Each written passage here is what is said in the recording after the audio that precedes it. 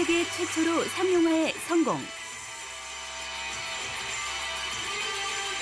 4차 산업혁명의 포문을 열어젖히며 더 나은 미래로 향하는 열쇠가 된 5G. 우리는 세계 최초로 5G 상용화에 성공했습니다. 지금 스마트폰으로 충분한데 5G가 왜 필요하지? 기존 4G보다 속도는 20배, 연결할 수 있는 기기는 10배 늘어나고 지연 속도는 10분의 1로 줄어든 넓고 최정 없는 통신 고속도로가 바로 5G입니다. 5G는 신세계라고 생각합니다. 기술의 본격적인 융합이다. 스마트 도시를 가능하게 하는 흐름이다. 스마트 팩토리의 기관차. 5G는 산업 융합이다. 초고속 연결 기술이라고 할 수 있겠죠? 미래 산업이다. 5G는 3초입니다. 왜 3초인가요? 5G는 초고속, 초저재현, 초연결이기 때문에 3초입니다. 5G는 우리의 미래다. 세계의 화두 5G. 그러나 이에 대해 구체적으로 아는 사람은 얼마나 될까? 지금부터 5G의 모든 것을 알아보자. 첫째 안건은 5G 플러스 전략입니다. 어젯밤에 5G 서비스가 전격적으로 개시됐습니다. 우리나라는 세계에서 가장 먼저 5G 상용화를 시작했습니다. 5G는 스마트 공장, 자율주행차, 사물 인터넷, AI 등으로 활용 또는 융합될 수 있습니다. 그 영역은 상상 이상으로 넓습니다. 5G가 가상현실과 증강현실, 디지털 헬스케어 같은 서비스와 연결될 수도 있습니다. 우리가 앞서가는 부분은 더 발전시키고 도전할 부분은 도전해서 새로운 경제성장 동력을 만들고 혁신성장을 이루어가야겠습니다.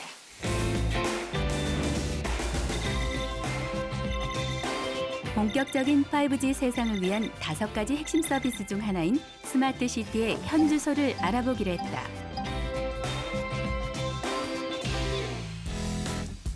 이곳은 곧 실현될 스마트 시티의 혈관을 자처하고 있는 한 중소기업의 사무실. 대체 어떤 일을 하는 회사일까? 모토부에 대해서 좀 설명을 좀 부탁드릴게요. 네, 모토부는 세계 최초 모빌리티 미디어 플랫폼입니다. 국내에서는 최초로 택시 지붕 위에 디지털 광고 장치를 설치해서 현재 대전하고 인천에서 모빌리티 미디어 사업을 펼치고 있습니다. 즉, 조금 쉽게 설명을 드린다 하면 스마트폰이 택시 위에 누워있고 그것을 이용해서 각종 GPS와 통신 모듈을 탑재해서 실시간으로 정보도 수집할 수 있고 전달할 수 있는 그러한 사업을 진행하고 있습니다. 이 사업은 택시 기사들에게도 좋은 반응을 얻고 있다고. 현재 이 기기를 장착하고 운행하고 있는 인천의 개인 택시 기사들을 만나봤다. 그 개인 택시 조합 회원 중 모토부를 달고 있는 분들은 얼마나 되시나요? 대략 지금 현재까지 약 150여 명 정도 되고요. 앞으로 약 1000대 정도가 이 모토부 광고탑을 장착할 예정이라고 알고 있습니다. 그렇다면 모토부를 달고 기대하는 점이 있으실 텐데 어떤 점이 있을까요? 우선 우리 조합원들에게는 요즘 사실 경제가 어려워서 굉장히 우리 조합원들도 어려움에 봉착해 있는데 부가 수익을 기대할 수 있겠고요.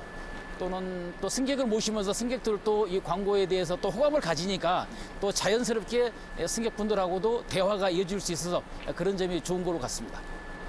부가 수익이라고 하셨는데 네네. 어떤 부가 수익이 있는 건가요? 이 광고탑을 장착하고 다니게 되면 저희들이 이 노출 시간에 따라서 저희들이 광고비를 차등 지급받습니다. 그래서 저 같은 경우도 월 250시간 이상 이 광고 시간이 되기 때문에 월 13만 원 정도 수익이 되는데 세금하고 이런 걸 제외하게 되면 약 12만 원 정도 수익이 됩니다. 그래서 그 연간 따진다면 약 140만 원, 150만 원 정도 수익이 되는 것 같습니다. 지금 제가 한 달에 받고 있는 게 한 12만 원에서 한 13만 원 정도 받고 있거든요. 그러다 보니까 가족들이 나가서 할 수 있는 외식 횟수가 많이 늘어났습니다. 예.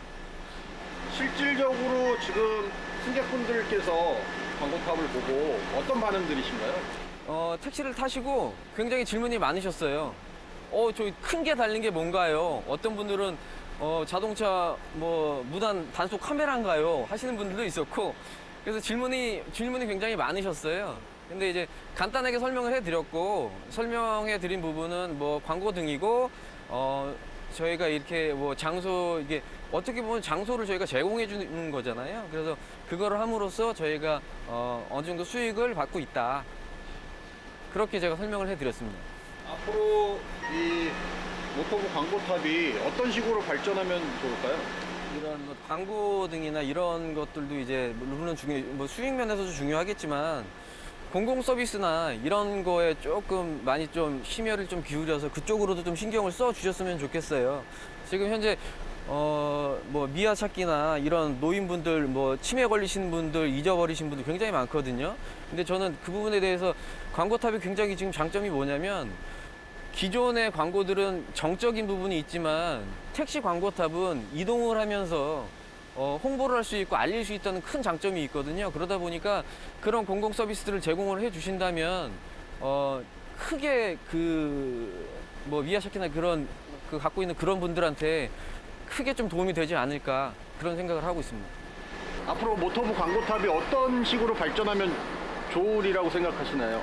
예, 제가 봤을 때는 이것이 바로 4차 산업혁명이고 공유 경제라고 봐져서 앞으로 정부나 지자체에 좀 지원을 받아서 우리 어려운 우리 중소상공인이나 자영업자 분들도 저렴한 광고로 이 모토부 광고를 이용해서 수익 창출에 기여할 수 있었으면 좋겠다는 생각입니다. 언제 어디든 사람들이 많은 곳이면 기꺼이 달려가는 특성과 차체가 낮아 눈높이 광고의 효과까지 기대할 수 있는 택시.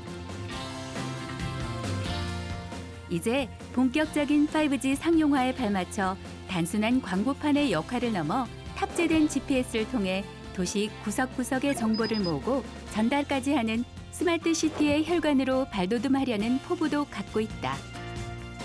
모토부가 앞으로 5G와는 어떻게 연계될 예정이신가요?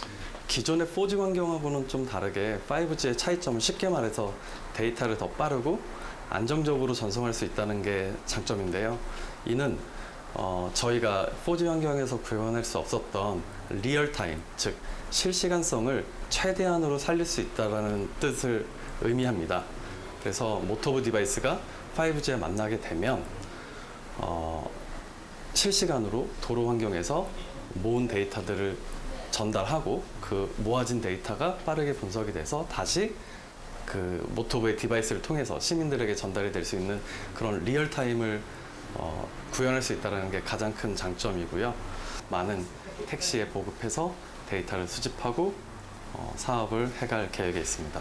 모토부가 이제 그 스마트 시티가 실현된다면 네. 어떤 역할을 할 수 있을까요? 네, 스마트 시티라는 게 우리 실상에 아직까지 체감으로 와닿지 않는데 이렇게 생각하면 좋을 것 같습니다. 모토부, 즉 이동하는 차량에서 수많은 차량에서 데이터들을 직접 모으다 보니 고정으로 어떤 데이터를 모은다라고 하면 수많은 곳에 센서를 설치해야 되지만 모토부는 차가 이동하면서 데이터를 모으기 때문에 이동형 데이터 수집 장치로서의 역할이 가장 크다라고 설명드릴 수가 있고요. 또 시민들에게 스마트 시티가 이런 것이다 라고 하는 소통을 할 수 있는 그런 시민들에게 실질적으로 도움이 되는 데이터를 가장 효율적으로 전달할 수 있는 게 모토부가 5G 시대에 스마트 시티와 연계가 됐을 때 할 수 있는 역할이라고 생각을 합니다. 예를 들면 그 미세먼지에 대한 정보만 해도 뭐 건물 옥상에서 뭐 데이터를 수집하는 게 의미가 있냐라는 게 화두가 됐었는데, 모토부 디바이스는 사람의 성인 남녀의 그 눈높이, 즉 그리고 머리 위치에 정확하게 위치하고 있어서 실제 사람들이 숨쉬는 위치에서의 데이터를 수집할 수 있다는 장점을 가지고 있습니다.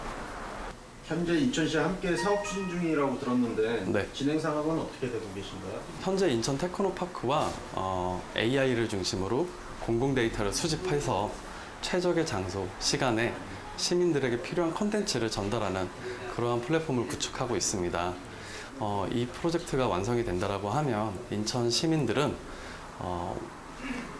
원하는 장소에서 원하는 콘텐츠들을 찾아보는 게 아닌 자동으로 전달받는 그러한 혜택들을 받아갈 수가 있고요. 그렇게 된다라고 하면 시민과 지자체가 더 활발하게 커뮤니케이션 할 수 있는 그런 쌍방한 소통 채널이 완성이 된다라고 설명드릴 수 있겠습니다.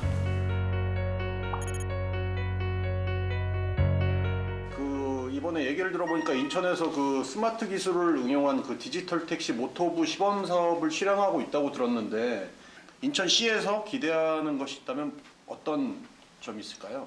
네, 우선 최첨단 기술이 접목된 디지털 택시 모토부가 우리 인천에서 운영되게 되어 정말 기쁘고 감사한 일이라고 생각합니다. 저는 특히 이러한 최첨단 기술을 가진 교통 운송 체계가 신도시뿐만 아니라 원도심 곳곳을 다니면서 많은 공익 정보들을 시민들에게 알려드리고 또 광고를 필요로 하는 소상공인들과 시민들께도 연결하는 맞춤형 서비스를 제공할 수 있으면 좋겠습니다. 실생활에서 인천 시민들이 이렇게 쉽게 혜택을 받을 수 있는 것들이 뭐가 있을까요? 네, 우선은 시민분들께서 각종 필요한 시정 정보라든지 국가 정책이라든지 공익 광고를 접할 수 있는 기회가 많지 않은데 길거리에 다니는 교통수단인 특히 대중교통수단 중에 하나인 택시를 이용하시면서 또 택시가 지나다니는 것을 보면서 이렇게 활용하실 수가 있고 또 앞서 말씀드린 대로 내가 직접 광고하고 싶은 시민분들도 상당히 많으시거든요. 근데 광고할 수 있는 수단이나 매체가 아주 부족한 게 현실입니다. 이런 부분들을 시민들께서 즉각적으로 이렇게 요청하거나 사용할 수가 있을 것 같고 또 제가 듣기로는 이 모토부 기술이 특정 지역이나 특정 대상들이 많이 모여 있는 곳에는 거기에 제공할 수 있는 맞춤형 서비스까지 제공된다고 들었습니다. 이런 것들이 아마 많은 도움이 될 것 같습니다. 현재 소프트웨어 융합 클러스터 2.0으로 스마트 시티를 준비하고 있는 인천은 이 사업을 어떻게 바라보고 있을까? 소프트웨어 융합 클러스터 2.0 사업이 디지털 택시 모토부에 기대하는 것이 있다면 무엇이 있을까요? 네, 저희는 두 가지를 기대하고 있습니다.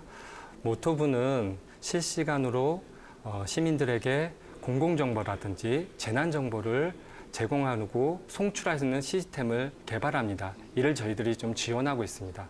이것은 단순하게 시민들에게 일방향으로 정보를 제공하는 것이 아니라 그 시민들에 맞는 정보를 효율적으로 제공한다는 것이고요. 그게 바로 5G의 기반이 되는 또 5G가 많은 역할을 할 거라고 생각합니다. 두 번째는 모토부를 통해서 취득이 되는 데이터의 활용성입니다. 저희는 인천 안에 모토부가 곳곳을 다니면서 많은 데이터를 5G를 통해서 취득하게 될 것입니다. 그 취득된 데이터의 활용성은 어느 것보다 크다고 생각합니다. 또한 모토부에 새로운 센서를 달아서 저희가 필요한 데이터를 또한 취득할 수 있는 장점도 있다고 생각합니다. 저희는 이런 데이터를 기존에 갖고 있는 기업들의 데이터와 또 저희들이 갖고 있는 공공 데이터와 이런 것들을 같이 함께 협력을 하게 한다면 다양한 서비스가 나오게 될 것이고 그 다양한 서비스는 5G를 통해 또 시민들한테 다시 제공될 수 있다고 생각합니다. 그 인천은 그 국제도시 송도가 있는 곳으로 대한민국을 대표하는 첨단 도시 중 하나인데요. 그중 대표적인 곳이 테크노파크인데 인천 테크노파크에 대해서 좀 소개를 해주시겠어요? 네, 인천 테크노파크는 지역의 대학, 기업, 그리고 연구소들이 함께 협력할 수 있는 네트워크를 만들어서 산업적 정책을 기획하고 이를 수행할 수 있는 중소기업을 성장시키는 기관이라고 말씀드릴 수 있습니다. 그러면 인천만의 스마트시티 구현을 위해서 그 소프트웨어 융합 클러스터 2.0 사업의 역할은 뭐가 있을까요? 제가 그 스마트시티에서 가장 중요한 부분은 결국은 그 스마트시티의 인프라도 물론 중요하겠지만 그 인프라를 활용한 서비스가 가장 중요하다고 생각합니다. 그래서 그 서비스를 개발하고 실증하고 직접 현장에 제공하는 그런 것들이 저희 소프트 융합 클러스터의 역할을 수행할 수 있다고 보여지고요. 그런 면에서 좀 더 구체적으로 말씀드린다면 사실 그 서비스를 개발하는 데 있어서 과거에는 공급자 중심으로 서비스가 개발되고 이를 또 시민들한테 보여지면서 실제로 이것들이 상용화되기엔 좀 어려운 부분이 있었습니다. 근데 저희들은 실제로 시민들이 참여할 수 있는 하나의 시스템을 만들어서 수요자 중심의 서비스 아이템을 발굴하고 이를 근거해서 기업들과의 결합을 시켜서 실제로 우리 인천 이곳에서 실증을 할 수 있도록 지원할 예정에 있습니다. 그것이 곧 나중에는 하나의 그 스마트 시티에 다양하게 활용될 수 있을 거라고 생각합니다. 인천 아니면은 조금 범위를 줄이자면 송도를 봤을 때 그 스마트 시티 구현을 하기 위해서 가장 큰 강점이 있다면 뭐가 있을까요? 스마트 시티를 구현하는데 무엇이 가장 중요할까를 생각해 봤는데 결국은 그 서비스를 구현하는 기업이라고 생각합니다. 그러면 그 기업이 그 스마트 시티를 참여를 해야 되는데 과연 그 기업이 우리나라에 있는 그 스마트 시티만을 가지고 자기들의 시장성을 확대할 수 있을 거냐라는 부분에 있어서 저희는 고민 좀 해봤고요. 그렇다면 결국은 우리나라의 좋은 그런 환경을 기반으로 해서 그 서비스를 직접 해외에 진출할 수 있는 그런 환경을 구축하는 게 중요하다고 생각합니다. 인천 송도는 약 3,000여 명의 외국인들을 여기서 상주하고 있습니다. 또 이곳 송도에는 글로벌 대학 5개 대학이 이곳에 입주돼 있고 그 5개 대학은 2,000여 명의 학생들로 구성되어 있습니다. 결국 스마트 시티의 서비스라는 것은 그 나라의 국가의 문화를 반영한 서비스가 무척 중요하다고 봅니다.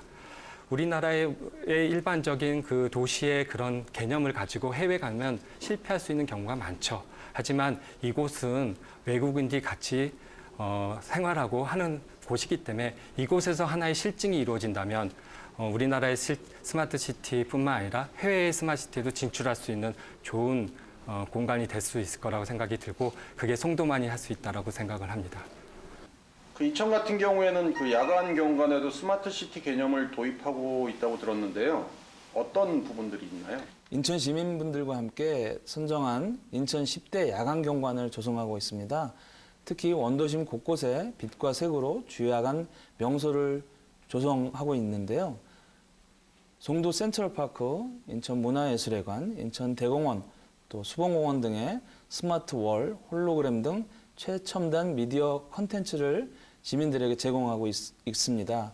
또 연말이면 인천시청 청사와 데이터 센터 건물에 프로젝션 매핑을 통해서 대형 미디어 파사드를 조성하고 특히 시청 앞 광장인 인천 앳들 개장과 함께 시민들에게 상설 공연해 드릴 예정입니다.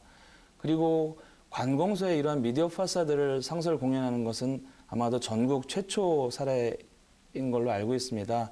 다양한 시민들의 사진과 영상 또 메시지들을 상영해드리고 또 시민분들이 필요한 공공정보를 전달하면서 실시간으로 지방정부와 시민들께서 소통하는 장이 될 것입니다. 우리 시는 앞으로 인천 곳곳에 조성하는 미디어 콘텐츠를 원격으로 제어하고 다양한 방식으로 공유하여 새로운 스마트 경관을 만들어갈 예정입니다. 본격적인 5G 세상을 열기 위한 5가지 핵심 서비스에서 스마트 공장을 빼놓을 수 없는데 스마트 공장은 구체적으로 무엇을 뜻하는 것일까? 스마트 공장 전문가를 만나 이야기를 듣기 위해 찾은 곳은 연세대학교 공과대학의 한 연구실이다. SAT랑 다른 프로토콜을 함께 하면서 5G에 제일 적합한 프로토콜이 뭔지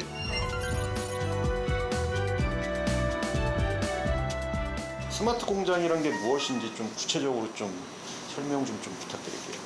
스마트 공장은 두 가지의 그 특성을 가지고 있는데 첫 번째는 이제 원격이라는 그런 키워드를 가지고 있고 두 번째는 이제 자동화라는 키워드를 가지고 있습니다.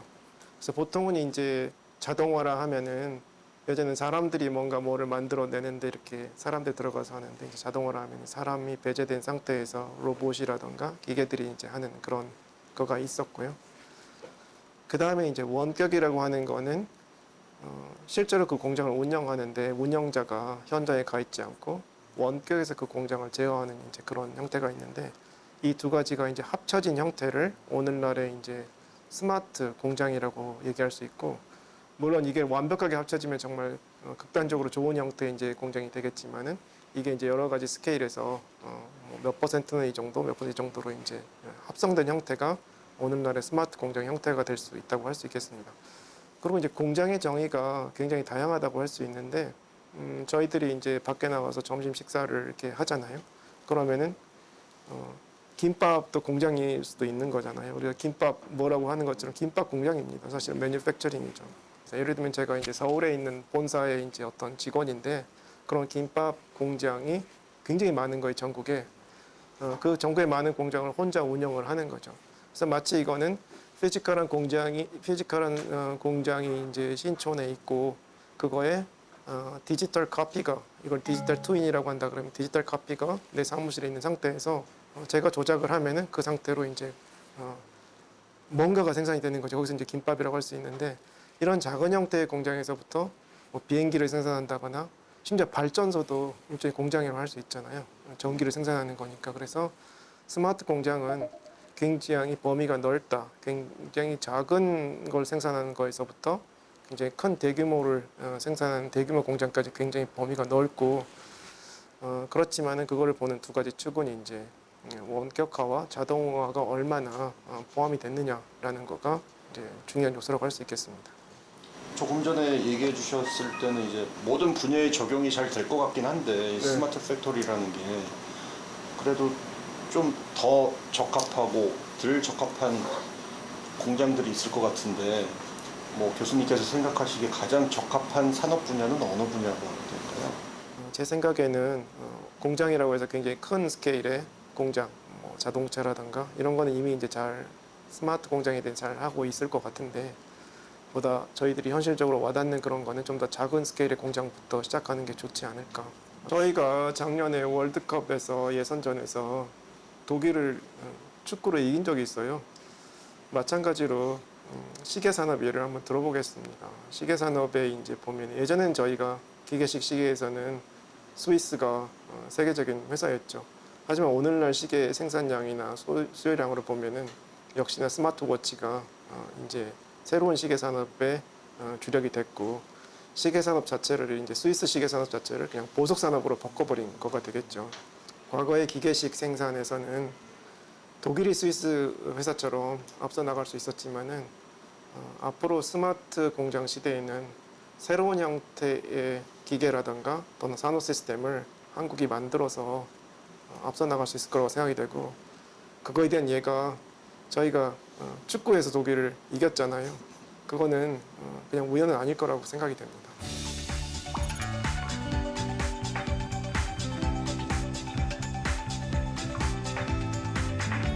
이곳은 중소기업의 혁신 성장을 위한 글로벌 기술 트렌드 전시회 중소기업 기술 혁신 대전 현장이다. 제20회 중소기업 기술 혁신 대전 대박을 알리는 커팅식을 시작하겠습니다. 하나, 둘, 셋.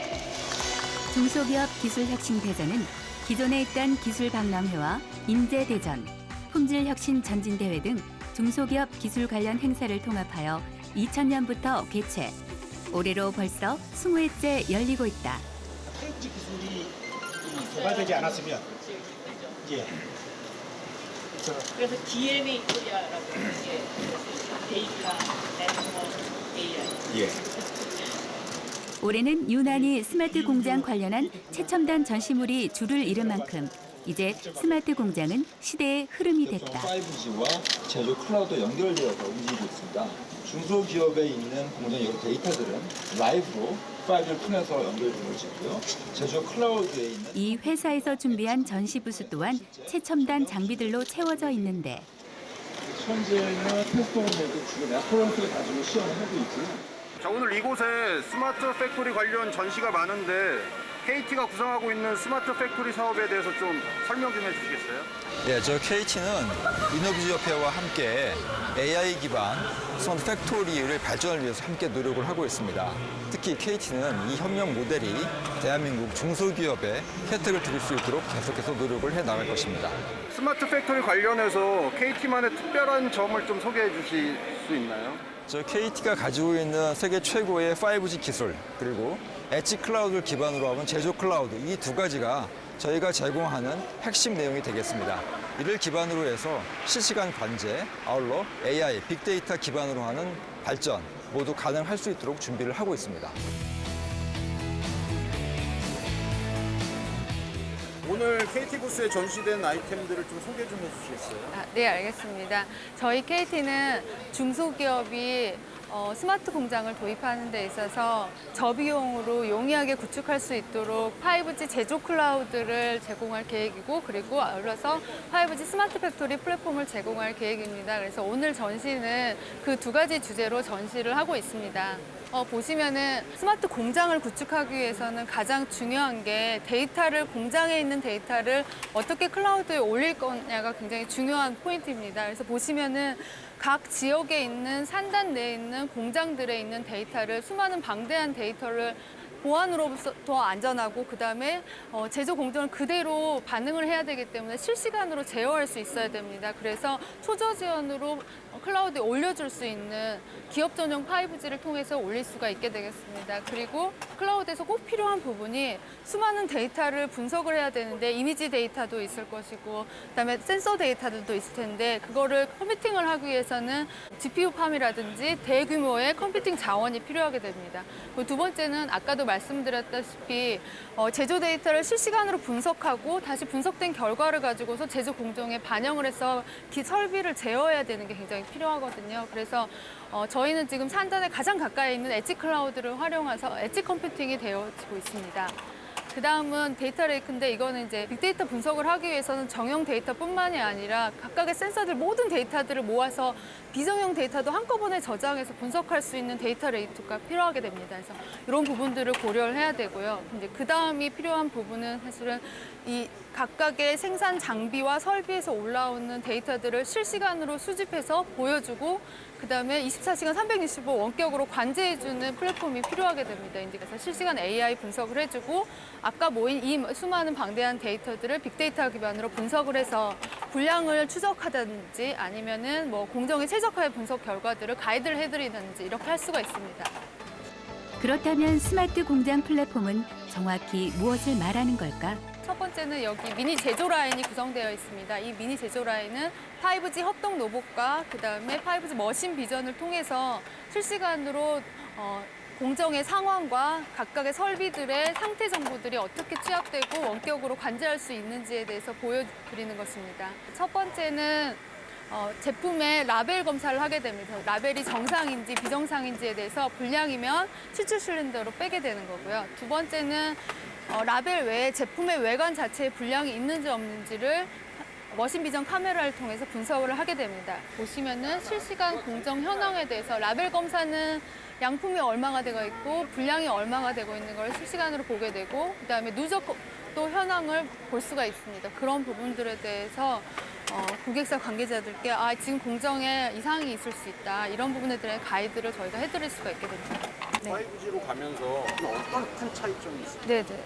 가장 첫 번째는 전국에 퍼져 있는 각각의 공장에서 공장 안에 있는 각 설비들의 데이터를 전부 실시간으로 수집을 하기 위해서는 대량의 데이터를 무선으로 올릴 수 있는 대용량이 필요하게 됩니다. 5G는 그 부분을 첫 번째로 책임질 수 있는 부분이고요. 두 번째 부분은 공장에 있는 데이터를 분석을 해서 다시 실시간으로 공정에 반영을 하려면은 설비들을 제어할 수 있어야 되는데, 이 실시간 제어라는 거는 네트워크 반응 시간이 수미리세컨 이내로 줄어야 됩니다. 그래서 그 초저 지원성을 보장해 줄 수 있는 부분이 5G의 두 번째 요소라고 볼 수 있고요. 세 번째는 각각의 설비들로부터 데이터를 온다는 얘기는 각각의 디바이스들이 엄청나게 많이 있다는 뜻이거든요. 그래서 LTE 대비 10배의 데이터까지도 다 수용할 수 있는, 디바이스들을 수용할 수 있는 용량이라고 보시면 되겠습니다. 그 다음에 이제 네 번째 부분이 굉장히 중요한 부분인데, 보안입니다. 5G에서는 네트워크 슬라이싱이라는 기술이 적용되어 있습니다. 이 기술은 뭐냐면 기존의 일반 사용자들이 사용하는 5G 네트워크와 공장에서 사용해야 될 5G 네트워크는 완전히 구분이 돼야 됩니다. 네트워크 단계에서 완전히 분리가 되어야 되는데, 이런 부분들을 네트워크 슬라이싱 기술로 필요에 따라서 네트워크를 잘라주는 기술입니다. 그래서 이 기술이 적용되어서 보안이 한층 강화되어서 스마트 팩토리에 최적화되어 있다고 보시면 될 것 같습니다. 거기서 만든 스마트 공장 구축 분야에서 두각을 나타내고 있는 한 중소기업의 전시 부스를 찾아 스마트 공장에 대해 들어봤다. 일반 PC 모니터로 쓰면 안 돼? 젤스타 홈멜은 어떤 회사인지 좀 소개 좀 부탁드릴게요. 네, 저희 텔스타 홈멜을 아마 처음 들어보신 분들 계실 건데 저희 회사는 1987년도에 창업해서 지금으로부터 약 한 32년의 히스토리를 가지고 있는 기업입니다. 지금은 명실상부 스마트 팩토리 전문 구축 기업입니다. 5G 관련해서 텔스타 홈멜의 비전은 어떤 게 있을까요? 저희 텔스타 홈멜이 추구하고 있는 스마트 팩토리는 공장 내에 있는 모든 이벤트들을 해석해서 그것들을 하나로 수합해서 그것을 IT로 연계해주는 그러한 꿈들을 가지고 있습니다. 아마 5G의 기술은 우리의 그러한 데이터들을 수합하는 데 많은 도움을 줄 것이라고 생각하고 있습니다. 여기는 저희 그 경주 공장을 실질적으로 연결해서 5G 기술로 연결을 해서 보여줄 수 있게끔 데모를 구성해 놓았습니다. 지금 현재 현장의 모습입니다. 근데 이 현장이 여기 옆에 모니터를 보시면 예전에는 자동화되지 않고 이렇게 사람이 직접 로딩, 언로딩을 하고 있었던 겁니다. 근데 이것들을 저희가 이렇게 앞부분에 로봇을 통해서 자동화 라인을 구현을 해 놓은 겁니다. 그리고 여기에 구현된 이 자동화 라인의 데이터들을 저희가 KT의 엣지 클라우드로 올리고 그 데이터들을 다시 내려받아서 여기 보시면 똑같이 라인과 똑같이 연동되는 CPS 공장을 보실 수가 있습니다. 이 CPS 공장은 이 실질적인 데이터를 가지고 이 로봇도 같이 여기서 쇼잉을 하고 있습니다. 네. CPS 데이터라는 게 어떤 건지 좀 구체적으로 좀 얘기해 주세요. CPS는 그 실제 공장이 아닌 사이버 피지컬 시스템으로 물리적으로 컴퓨터 안에 공장을 만들어 놓은 겁니다. 근데 이 공장이 실질적으로 움직이는 게 그냥 컴퓨터에 있는 데이터를 가지고 움직이는 게 아니라 실질적으로 공장에서 연동되는 정보를 가지고 같이 동시에 움직일 수 있게 만들어 놓은 거죠. 이곳에서는 전시와 판매뿐 아니라 스마트 공장 인재 양성관 또한 함께 운영되고 있었다. 스마트 공장 인재 양성관이라고 되어 있는데 어떤 지원을 해주시는 건가요? 예, 지금 중소기업 현장에 스마트 공장이 도입되고 있는데요.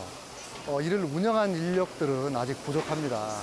이를 해소하기 위해서 스마트 공장 배움터를 구축했고 실제 생산 라인들 그리고 로봇, 센서 등의 실습 장비를 통해서 인력 양성을 하고 있고요. 그 안에는 재직자, 특성화고 그리고 대학생들을 포함하고 있습니다. 이 친구들을 교육을 통해서 스마트 공장 인력을 양성해서 스마트 공장을 도입하고 있는 기업에게 인력 매칭을 하고 있습니다. 그 인재 양성원 같은 경우에 지금 현황은 어떻게? 예, 현재 중소벤처기업진흥공단에서는 안산연수원에 이와 같은 모형으로 똑같은 모형으로 배움터를 구축해놨고요. 금년도에 전주, 창원에 도입할 예정이고 내년도에도 추가 2개소를 도입해서 전국 5개소에서 스마트 공장 전문 인력을 양성할 계획입니다. 금년도까지 2만 명을, 현재까지 2만 명을 양성했고 22년까지 6만 명을 양성할 계획입니다. 이런 국정과제에 포함되어 있는 내용이기도 합니다. 실질적으로 어떤 커리큘럼으로 이렇게 커리큘럼 수업이 조금 소개해드려도 될까요? 보면서 지금 보시는 탁상 시계를 만들고 있는 라인이 안산에 구축되어 있는 배움터인데요. 이 안에서 탁상 시계를 제조하고 있는 라인이 있고 이 제조 라인 안에 스마트 기술들이 녹여져 있습니다. 그 기술들을 어떻게 스마트 공장을 도입할 것인가라고 하는 부분들을 가르치게 되고요. 보는 것 외에도 실제로 실습해 볼 수 있는, 체험해 볼 수 있는 공간들이 마련되어 있는데요. 예를 들면 왼쪽에는 데이터를 끌어와 추출해서 분석해서 활용할 수 있는 공간이 되어 있고요.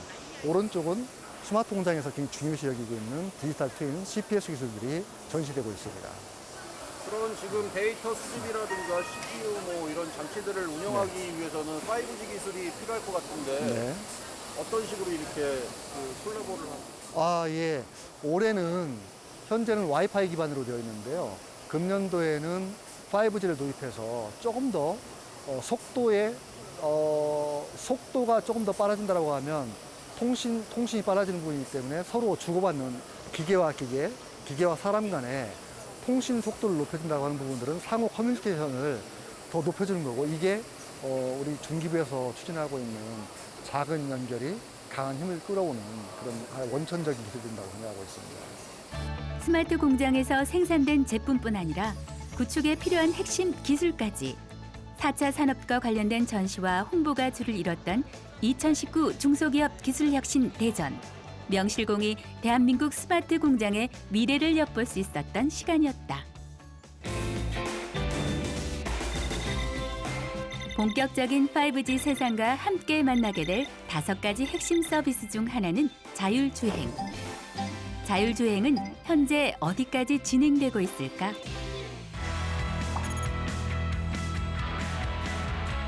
자율주행 차량 상용화를 위한 진행 상황과 발전 가능성을 듣기 위해 전문가를 찾아온 곳은 인하대학교.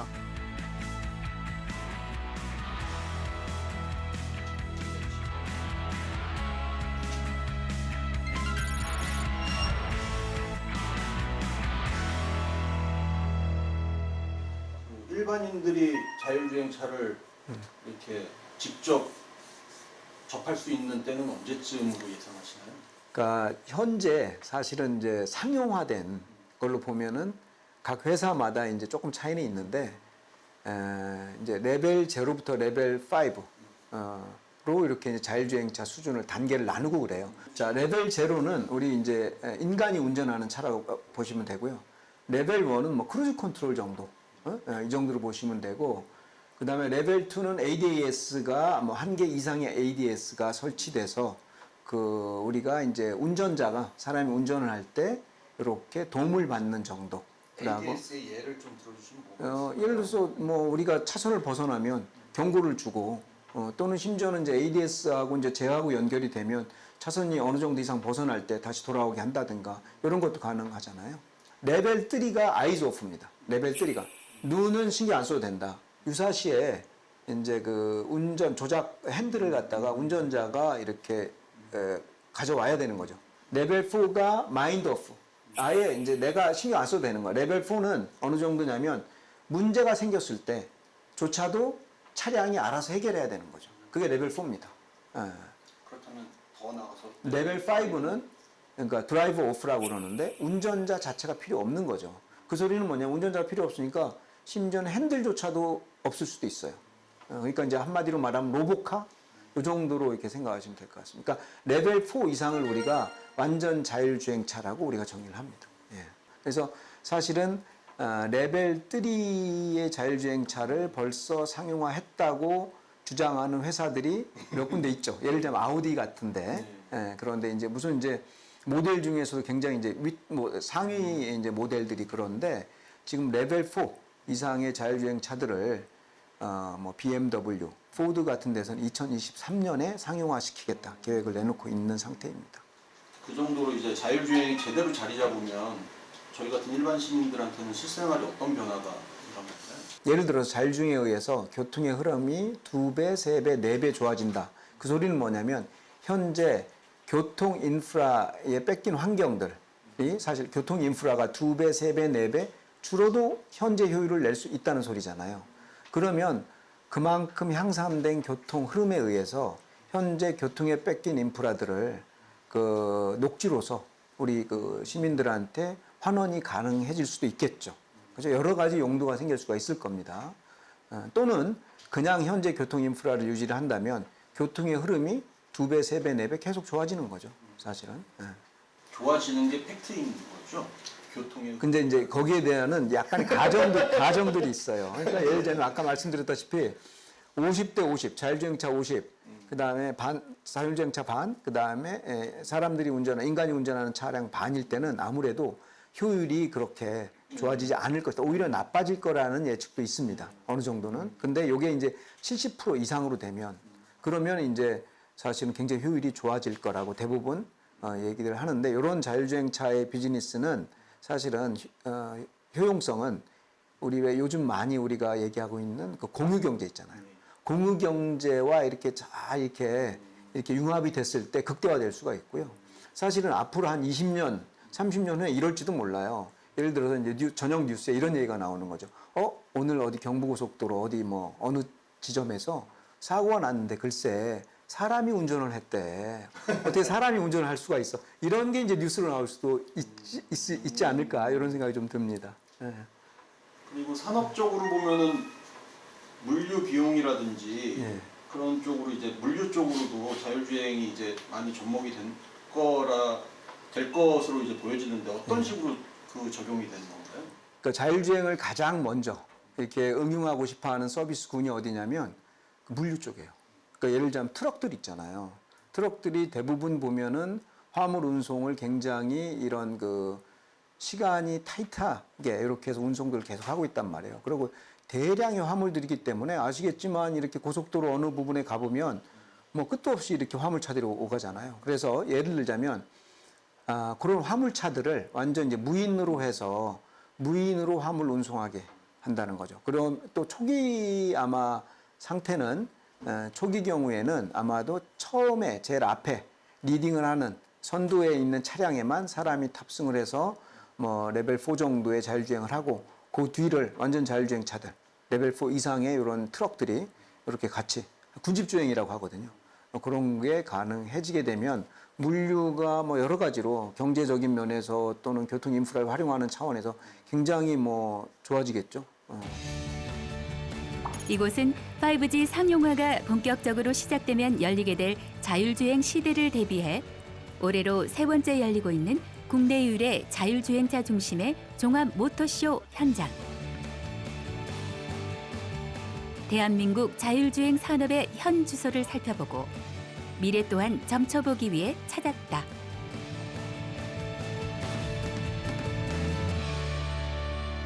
한교 자율주행 모터쇼는 어떤 행사인지 좀 소개 좀 부탁드릴게요. 네, 최근 화두가 되고 있는 인공지능 기반 자율자동차 산업 생태계를 조성하기 위해서 경기도가 주최하는 행사입니다. 첫날은 자율주행 스타트업 축제, 둘째 날은 경기도 제로 셔틀과 국민대, 숭실대 등에서 만든 자율자동차 시승, 셋째 날은 자율주행 레이싱으로 구성되어 있습니다. 여기가 자율주행 실증단지라고 얘기를 들었는데 그 실증단지가 되기 위한 요소들은 어떤 것들이 있을까요?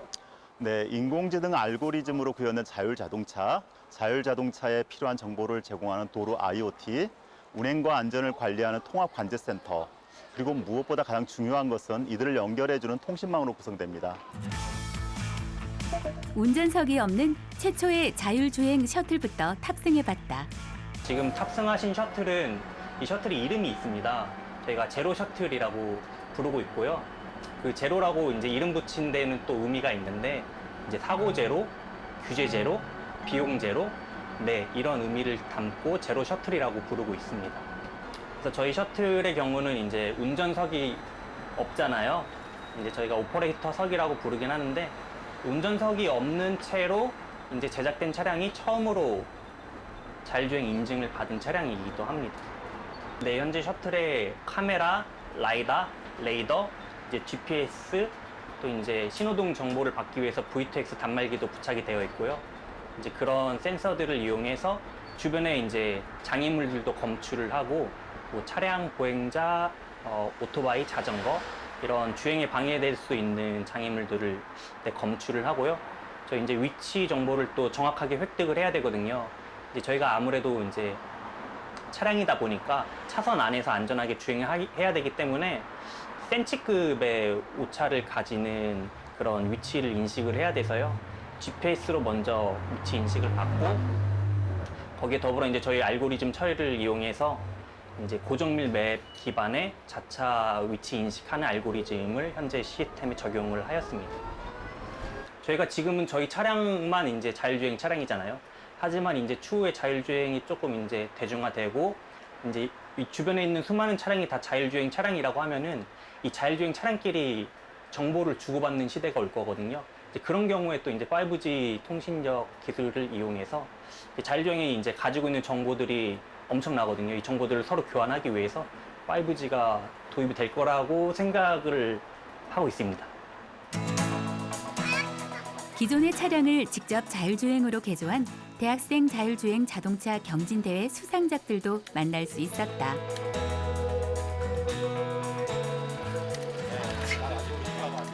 저 뒤에 있는 차량에 대해서 좀 설명 좀 부탁드릴게요. 네, 저희 뒤에 보이시는 저 차량이 저희 팀이 현재 개발하고 있는 차량인데요.